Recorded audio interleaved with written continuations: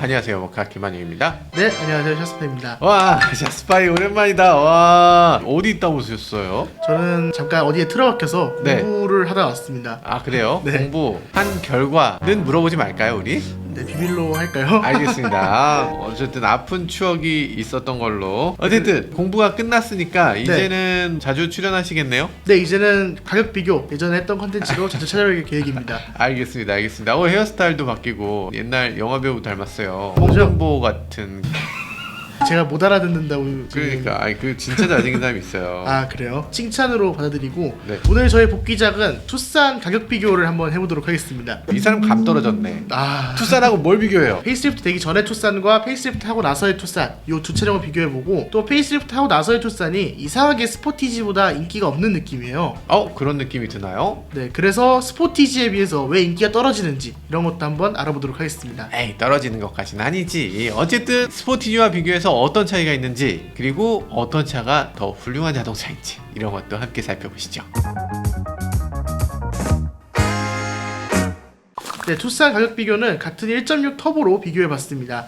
왜냐하면 하이브리드나 디젤 이런 것도 물론 주력인 파워트레이닝이긴 하지만 그래도 여전히 투싼 같은 경우 1.6L 터보의 판매량이 가장 높기 때문에 1.6L 터보 가격 비교로 구성해봤습니다. 하이브리드가 메인이지 않아요? 그래도 1.6L가 아직까지는 판매량에서 좀 더 우위를 점하고 있다고 합니다. 아, 그래요? 네. 이게 산타페나 소렌토나 이런 차들은 하이브리드가 압도적이거든요. 그런데 이 정도 차에서는 꼭 그렇진 않은가 보네요. 네, 왜냐하면 하이브리드를 선택하면 가격이 너무 많이 올라가기 때문에 투싼을 4천만원 주고 산다라고 하기에는 좀 부담스러운 면이 있죠. 하이브리드가 많이 비싸요? 네, 하이브리드가 3,400만원 정도 차이가 난다고 하니까 오, 3,400만 원. 사실 그 정도 차이가 난다면 아무리 연비가 절감되고 주행질감이 좋다고 해도 선뜻 내긴 좀 어렵죠. 차값이 10%니까요.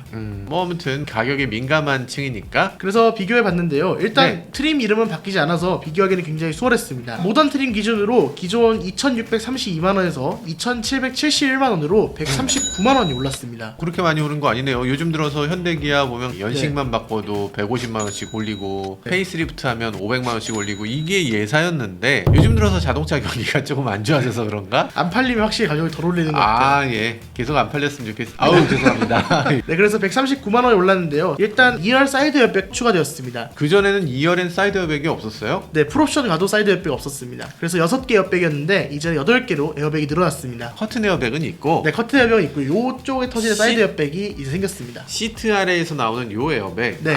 후석 안전에 대해서 요즘 굉장히 관심들이 많아졌거든요. 특히나 IIHS에서 후석 안전을 요즘 테스트하기 때문에 이런 것들 이제 뭐 필요한 걸로 보여집니다. 네, 그 다음에는 할로겐 헤드램프였는데요. 기존에는 LED가 기본적으로 적용되었습니다. 지난번에 보니까 할로겐 노란 거에서 이렇게 된 것만 해도 훨씬 낫더라고요. 네, 그 다음에 실내등도 LED 실내등으로 딱 바뀌었고요. 그 다음에 1열에 이중접합 차음 유리가 추가되어서 조금 더 조용하게 운전하실 수 있습니다. 좋네요. 그 다음에 외관에서 차이나는 부분은 BC 필러 부분을 유광으로 바꿨습니다. 아, 잘했다 이거. 또 세세하게 차이나는 부분은 지문인 시스템이 추가되었고요. 그 다음에 실내에서 충전기가 기존에는 USB 충전기 하나 있었거든요. 근데 그거를 뒷자리까지 4개로 늘렸습니다. 그거 하나 넣어준 것도 너무 섭섭하다. 최소 4개는 있어야죠, 이제는. 자석마다 있어야죠.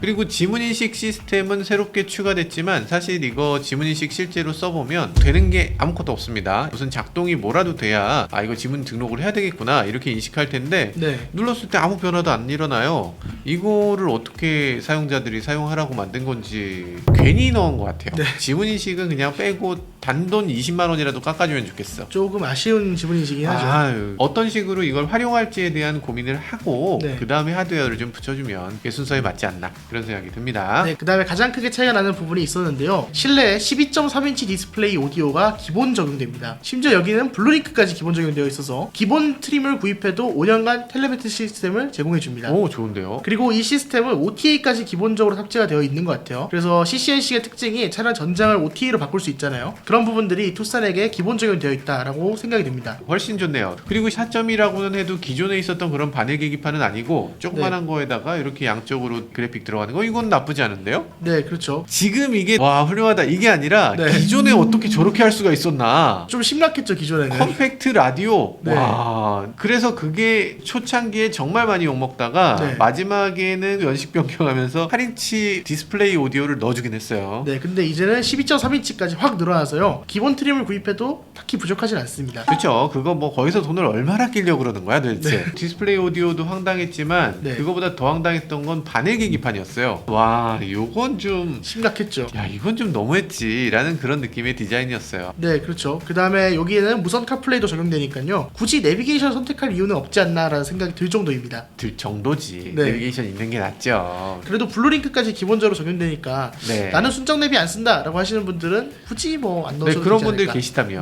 네. 근데 순정 내비 써보면 은근히 편해요. 그래서 굳이 이걸 카플레이만으로 사용한다 이게 안 되는 건 아닌데 저는 조금 불편하더라고요. 네, 저도 순정 내비만 사용하고 있습니다. 그러니까 카플레이가 여러 가지로 짜잘짜잘하게 불편한데 이렇게 핀치 줌이 안 돼. 너무 열받아. 전 제일 불편한 게 장거리 운행하다 보면 휴게소 들어가잖아요. 시동 껐다 켜면 목적지가 없어져 있어요. 어디 주유하고 목적지 다시 찍어야 됩니다. 이 생각만 해도 열받네. 이 카플레이가 정말 문제가 많아요. 네. 카플레이 이거 빨리 개선돼야 돼. 다음 트림은 프리미엄 트림인데요. 네. 이거는 2,926만원에서 3,048만원으로 122만원 올랐습니다. 120만 원이면 뭐 양호합니다. 내비게이션이 기존 10.25인치가 기본적으로 탑재됐는데요. 이제 12.3인치로 기본 적용되었습니다. 네, 그 다음에 전동 트렁크와 카페이까지 가능한 지문인식 시스템이 이 트림부터 들어갑니다. 아, 전동 트렁크가 기본이군요. 카페인은 사실 의미 없고요. 네. 실내 소재 좀 바뀌었나요? 네, 실내 소재가 조금 변경되어서요. 기존 패드 프린팅에서 이제는 리얼 스티치로 대시보드 소재가 조금 바뀌었습니다. 무슨 얘기인지 모르실 거예요. 이 대시보드 보면 여기 스티치가 이렇게 있어요. 눈치채신 분도 계시겠지만 그게 실제로 스티치는 아닙니다. 스티치처럼 생긴 걸로 이렇게 빵 찍은 거예요. 그런데 요거를 실제로 스티치로 박아 넣는다는 거죠. 그렇다고 해서 이게 뭐 가죽이라거나 이런 건 아닌데 그럼 스티치를 하면 뭐가 좋으냐? 실제 실이니까 약간 질감도 다르고 색깔도 다른 걸 박아 넣을 수 있어요. 그래서 다른 색깔의 실을 넣을 수 있다. 네, 그런 차이고요. 프리미엄 트림은 요게 차이점의 끝입니다. 122만 원이라고 해도 전동 트렁크 나중에 싸제로 붙인다고 해도 100만 원은 될 테니까 그렇게까지 말도 안 되는 인상은 아닌 것 같네요. 네, 그렇습니다. 네, 그 다음에 인스퍼레이션 트림은요, 기존에 비해서 141만원 인상되었습니다. 인상된 요인으로는요, 후속 승객 알림이 어드밴스드 후속 승객 알림으로 바뀌었습니다. 기존에는 초음파 센서나 뒷자리 문이 열렸다 닫히면 알려주는 방식이었다면 이제는 레이더로 실제 사람이 있는지 없는지를 인식하는 방식으로 바뀌었습니다. 그럼 초음파로 인식하는 거는 뭐가 문제예요? 그거는 실제 사람이 아닌 움직임에도 반응을 했다고 합니다. 예를 들면 팔이 날아다녀도 반응을 했다 그러고요. 썬커튼이 흔들리는 정도에도 반응을 해서 경보를 빵빵빵빵 해줬다고 해요. 맞아요. 실제 피해자가 여기 계시잖아요.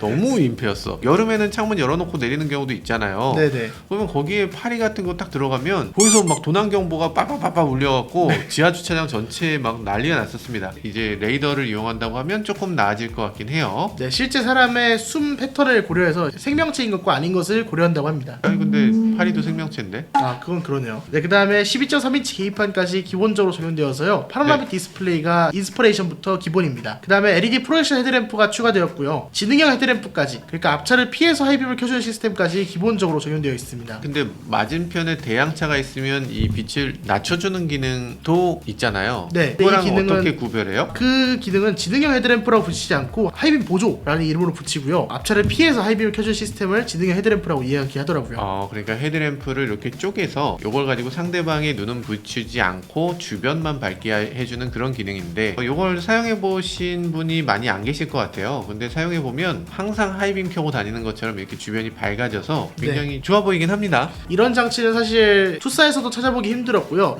산타페에도 없고 제네시스로 가도 옵션을 넣어야 되는 사양이거든요. 근데 의외로 르노 SM6에 있었어요. 네, 맞아요.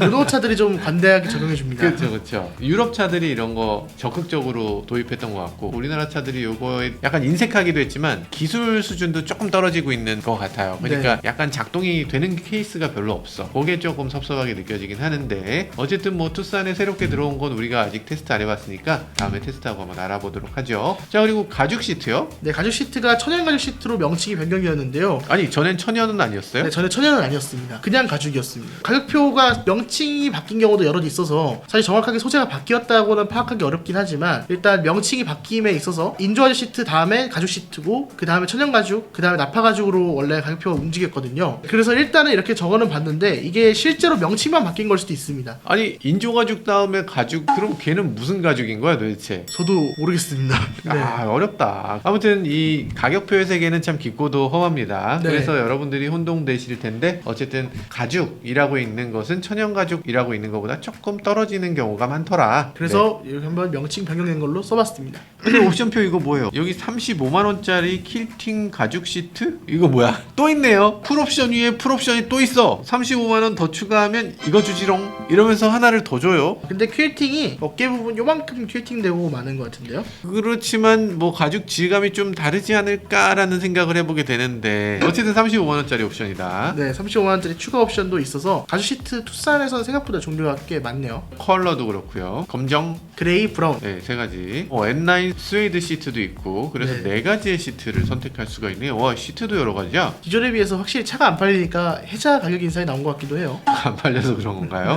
네, 그 다음에 디지털 키가 기존에도 기본 적용되어 있었는데 이제는 디지털 키 2로 바뀌었습니다.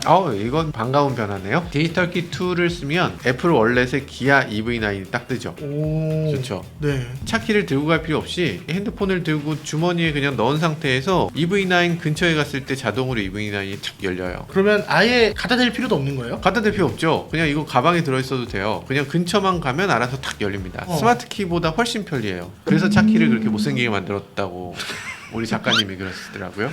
그리고 이 핸드폰을 들고서 차 안에 딱 들어가면 안녕하세요 김한용님 이렇게 딱 내가 누군지를 이미 얘가 알고 있어. 그런 것들이 너무 잘 돼 있습니다. 되게 좋은데요? 디지털 키가 이름은 그냥 이자 딱 붙었을 뿐인데 네. 완전히 자동차의 경험 자체가 뒤바뀌는 중요한 변화라고 생각돼요. 그럼 이제 테슬라 살 필요 없는 건가요? 그것 때문에 테슬라 사신 분. 테슬라는 동네 북이야? 맨날 우리 작가님 운다고요. 그러지 마세요. 네, 그리고 달라진 부분은 투싼에서 새롭게 적용된 부분이긴 한데요. 헤드업 네. 디스플레이가 추가되었습니다. 이제 인스퍼레이션 트림에서 선택할 필요도 없고요. 기본 적용됩니다. 인스퍼레이션이면은 지금 많이 들어왔는데요. 많이 들어왔는데 141만원 추가되어서 네. 제 개인적으로는 좀 해자인 가격 인상이 아닌가라는 생각이 들기도 했습니다. 지금 괜찮은데요. 디지털 키2 헤드업 디스플레이, 지능형 헤드램프, 12.3인치 계기판 이것만 해도 140만 원 이상이면 사실상 가격 인하인데? 그 멘트 일단 인스퍼레이션만큼은 훌륭해요. 기존의 투싼이 너무 상품성이 부족했던 게 아닌가 그런 생각이 들기도 하네요. 네, 그런데 이렇게 노력을 하고 있는데도 불구하고 스포티지에 비해서 출고 대기 기간이 좀 짧습니다. 출고 대기 기간이 짧다는 거는 판매량이 좀 모자르다라는 말이 될 수도 있겠죠. 하이브리드가 원래 제일 오래 걸리는데 지금 투싼은 하이브리드가 3개월 걸리고요. 스포티지는 6개월이 걸린다고 합니다. 그래요? 네. 스포티지가 훨씬 더 기다려야 되네. 네, 그 다음에 가솔린 모델 같은 경우 투싼은 1.5개월 정도 걸리는데 스포티지는 3개월 정도 걸려서 역시 2배의 출고 대기 기간을 보여주고 있습니다. 일단은 1차원적으로 보면 그렇긴 하네요. 그만큼 덜 기다려도 나오니까 뭐 이렇게 유추는 해볼 수 있어요. 근데 실제로 얼마나 팔리는지 판매량을 봐야지만 정확한 걸 알 수 있겠죠. 자, 어쨌든 대기 기간이 좀 더 길어질 걸로 생각되는데 생각보다 빨리 나오네? 인기가 덜한가? 이런 느낌이 드는 것도 사실인 것 같긴 합니다. 스포티지랑도 가격 비교를 한번 준비해봤습니다. 기본 트림부터 비교해보면요, 투싼이 2,771만원이고 스포티지가 2,537만원입니다. 투싼이 스포티지보다 훨씬 비싸요? 네, 꽤 많이 비쌉니다. 그래서 스포티지가 좀 부족한 부분, 그리고 투싼에서 우위를 가지는 부분은요, 투싼은 기본적으로 컬럼 시프터를 적용하고 있는데요, 스포티지는 기본 트림에 드르륵 변속기를 적용하고 있습니다. 기계식으로 P&D 득득득득 하는 네. 그거요? 그게 아직도 있구나. 그리고 스포티지는 기본 트림에서 스마트 키가 빠지고요. 그러면 차 키를 이렇게 착 꽂아서 착 돌리는 거예요? 네, 맞습니다. 오호, 그건 좀 안 되지. 그 다음에 전방 센서가 빠지고요. 아까 전에 말씀하셨던 컴팩트 오디오, 요게 스포티지에는 아직도 적용되어 있습니다. 아이고, 컴팩트 오디오요? 블루투스까지는 되지만 그 이상의 역할을 못하는, 디스플레이는 사실상 없다고 봐야 됩니다. FM 93.9 이렇게 크게 나오는 거. 요거는 말이 안 되지. 12.3인치가 탑재돼야 될 자리에 탑재되니까요, 많이 허전하죠. 이거를 사는 사람이 존재할까? 그냥 운송용으로만 쓴다 이런 거 아니고서는 그냥 자가용으로 사라고 하기도 애매하고 렌터카로도 저건 좀 문제가 있어요. 네, 그 다음에 투싼에 비해서 스포티지는 필러 부분이 유광이 아니라 무광이에요. 그래서 외장을 봤을 때도 좀 고급스러움이 덜해 보입니다.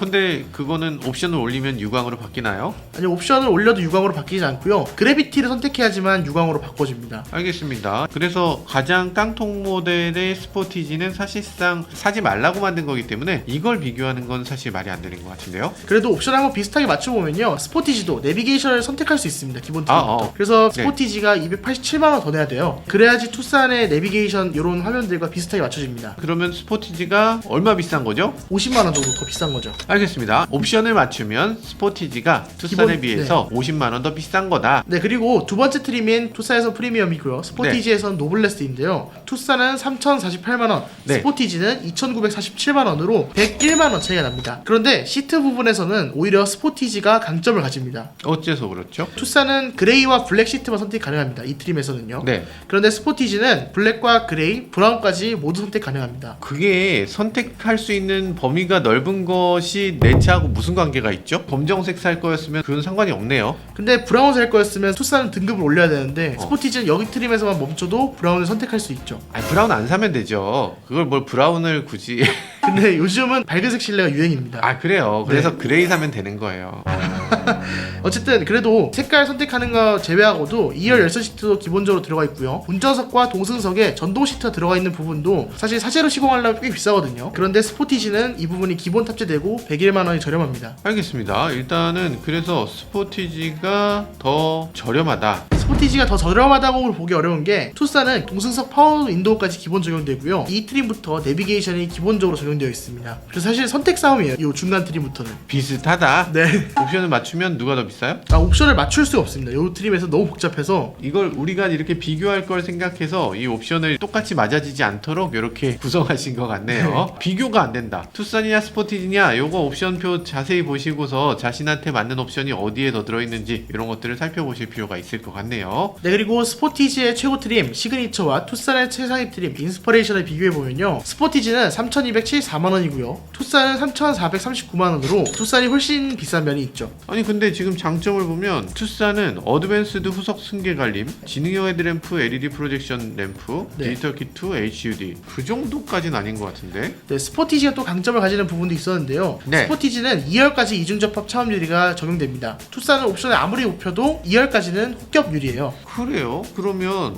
끝판까지 가면 스포티지가 더 좋은 건가? 그런데 사실 요즘 자동차를 구입하시는 분들은 네. CCNC나 이런 것도 많이 눈여겨서 보거든요. OTA라든지 HUD도 적용된 부분이 또 있기 때문에 와, 소프트웨어가 어쨌든 자동으로 업데이트되는 기능 그리고 인포테인먼트 소프트웨어 헤드업 디스플레이까지 들어간다. 그렇게 해서 차이가 난다는 건데 끝판왕을 원하는 사람들은 투싼이 좀 더 정답이긴 하죠. 좀 더 돈이 있으신 분은 뭐 투싼으로 가실 수도 있다. 네, 그런데 사실 조금 아끼고 스포티지를 사도 옵션을 당장 쓰는 데는 부족함이 전혀 없거든요. 헤드업 같은 거는 너무 원하실 수도 있을 것 같아요. 그쵸, 헤드업 같은 경우는 너무 원하실 수도 있지만 사실 CCNC를 제외하고 기존 표준형 세대만 하더라도 내비게이션에서 그렇게 버벅거린다? 이런 거 찾아보기 힘들고요. 그 외의 장비도 사실 그렇게 사용할 때 유용한 장비는 아닐 걸로 보여져요. 그렇죠. 이중접합 차음 유리는 스포티지에만 있으니까 또 네. 선택하기 또 어려운 부분도 있네요. 사실 두 차량 중에 어떤 차량이 가성비다라고 꼽기는 좀 어려운 부분이 있었습니다. 예를 들어서 제가 아는 분들은 HD도 필요 없다고 하시는 분들이 있고요. CCNC가 뭔지도 몰라요. 그런 분들이 구입하시기에는 사실 스포티지가 더 나을 수도 있고요. 또 최근 자동차를 원하시는 분들, 이왕 신차 사는 거 최신 소프트웨어 들어가고 헤드업 디스플레이도 있고 이런 걸 원하시는 분들은 투싼이 정답이 될 수도 있고요. 일단 매장에 가서 실제로 디스플레이 눌러보고 왓챠 웨이브 요즘은 유튜브까지 된다고 하니까 네. 그런 것도 한번 보시고 그러면서 이건 나한테 필요 없네 라고 생각된다면 스포티지로 가는 것도 좋은 방법일 거고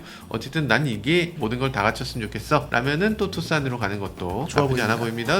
지금 디자인도 얼마 전에 시승했는데 투싼 생각보다 디자인이 너무 예뻐서 깜짝 네. 놀랐어요. 많이 안 바뀌었지만 그래도 꽤 많이 바뀐 것처럼 디자인을 잘 바꿨죠. 굉장히 화려하더라고요. 어지간한 일본 차들 다 씹어 먹겠다 뭐 이런 느낌. 그렇지만 뒤쪽 깜빡이가 깜빡이 스포티지는 위에 달려 있습니다. LED를. 그래서 사실 이거는 좀 거의 무의미한 가격 비교가 됐어요. 두 차량 중에 가성비 있는 차량을 딱 꼽기가 너무 어려운 가격 비교가 됐습니다. 이 양사의 가장 주력 차종이다 보니까 네. 되게 가격에 대해서 서로 굉장히 치열하게 다투고 있는 것 같습니다. 사실 미국에서는 라브4나 CRV가 더 많이 팔립니다. 라브4가 압도적인 1등이라 그러죠. 예, 그래서 잠깐만 이거 그러면 우리나라에서도 라브4 CRV가 이 차들을 이기는 건가? 그런데 가격표를 보면 이 차를 사기가 좀 어렵죠. 일단 라브4는 4,430만 원부터 시작을 하고요. 산타페보다 비싸고만. 그리고 CRV는 엄청 비싸졌어요. 5,200만 원 됐습니다. 가격이. 그러니까 이게 미국 가면은 가격이 같은 차인데 우리나라에서만 스포티지 투싼이 싼 건데 워낙 독특한 걸 좋아하고 나를 표현하는 걸 좋아하는 사람들이 있어서 그걸 선택하시는 분들을 뭐라고 비난할 수는 없지만 어쨌든 상품 대 상품을 놓고 봤을 때는 확실히 한 수 아래지 않나 그런 생각이 들긴 해요. 지금 생각해보니까 프리우스에서 40만 원 보태면 라브4 살 수 있네요. 프리우스에서 40만 원을 보태면 그랜저도 살 수 있거든요. 안 보태도 살 수 있지 않나요? 안 보태도 살 수 있거든요. CRV 하이브리드면 모델 네. Y도 살 수 있어요. 모델 Y 퍼포먼스를 조금만 올리면 포르쉐도 살 수 있을걸요? 그러면 포르쉐를 사야 되는 건가요? 나중에는 항공모함도 살 수 있더라고요. 이게 이렇게 모함이 되는군요. 어쨌든 스포티지, 투싼 둘 다 어떤 차를 선택하든 후회 없는 차예요. 이 정도라면 현대기아가 정말 칼을 갈고 글로벌 프로덕트로 전 세계를 향해서 만든 제품이기 때문에 안전성이나 편의성이나 이 차의 가격, 가성비, 엔진 뭐 모든 면에서 아마 최고의 선택이 될 수 있는 자동차가 아닌가. 현대기아가 가장 잘 만드는 세그먼트의 차가 아닌가. 이런 생각도 해보게 됐습니다. 네, 지금까지 저는 모카 김한영이었습니다. 네, 저는 지금까지 샤스파였습니다. 감사합니다.